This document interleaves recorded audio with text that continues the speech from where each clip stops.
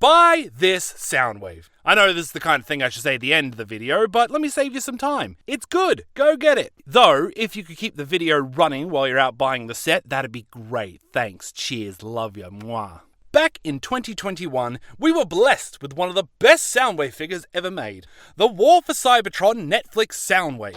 He was a heavily retooled version of the Siege Soundwave, with his alt mode going from Cybertronian Tetris block to his classic tape player mode. He was even packed with two of his tape pals, Laserbeak and Ravage. A marvelous toy. Basically a simplified version of the brilliant Masterpiece set, all for the low price of $100. There was just one catch. You couldn't buy it. It was massively short-stocked. Depending on your country, it was exclusive to one store chain, and even then, the amount each individual store got was limited. So you either had to be very lucky, very vigilant, or very willing to fork out triple digits on eBay. 1 year later, some good news came along for those who missed out. On a Hasbro live stream, we had YouTube heartthrob Thew Adams announce the re-release of Netflix Soundwave.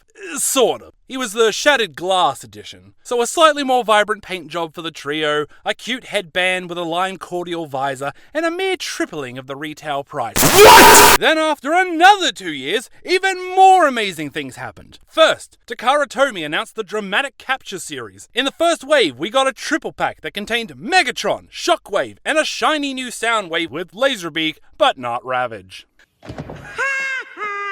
Finally, a way to get the blue Soundwave without having to line a scalper's pockets. But still, it was a whole set that you had to import from Japan. It's just not ideal. It didn't stop me, but I'm a dummy. Are you a dummy? But then, the best announcement dropped. Legacy United was releasing the G1 Universe Soundwave set. This time with count 'em, 3 cassette RoboPals. Ravage, Buzzsaw, and Rumble. It's frenzy. Don't at me, that's what the box says.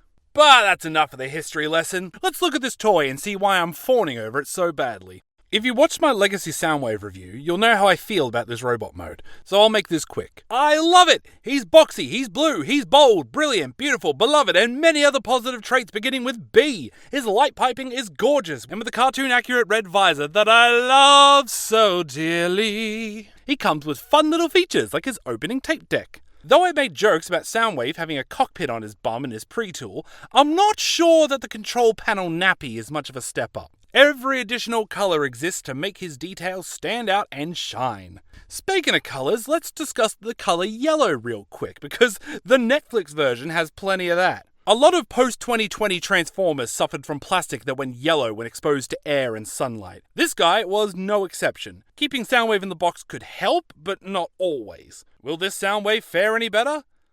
You'd hope they've worked it out by now, but only time will tell if he'll keep his current colours. My Shattered Glass mod has kept his white sheen, so I feel hopeful. If I'm alive and kicking a year from now, I'll make an update and let you know how the plastic has held up. So much for making that quick, eh?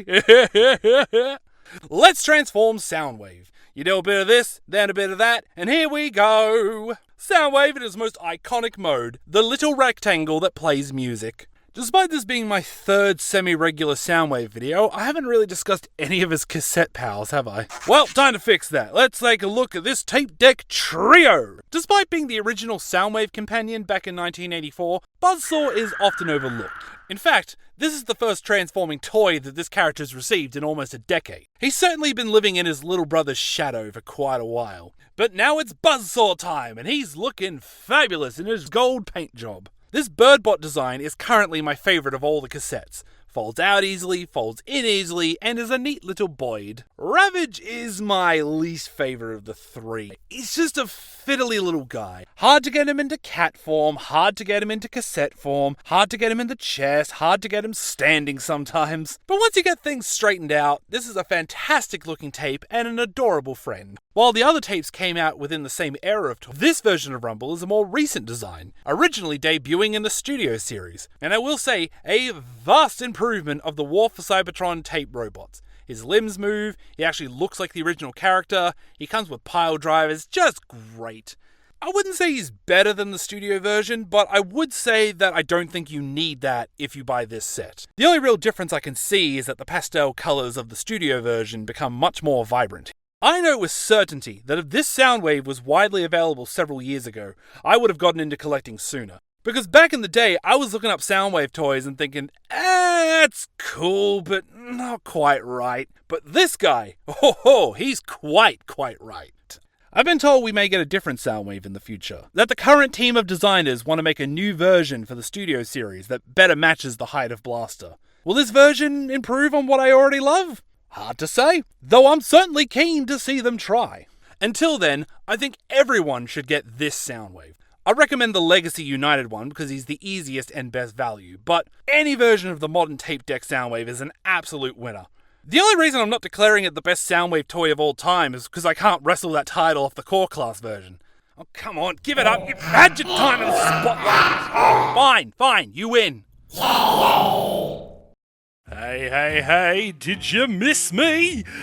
No, not even one of yous? Alright, that's fine. Good to be back, good to be making a video. This one I've been wanting to make since they announced it last year, so I hope you enjoyed it.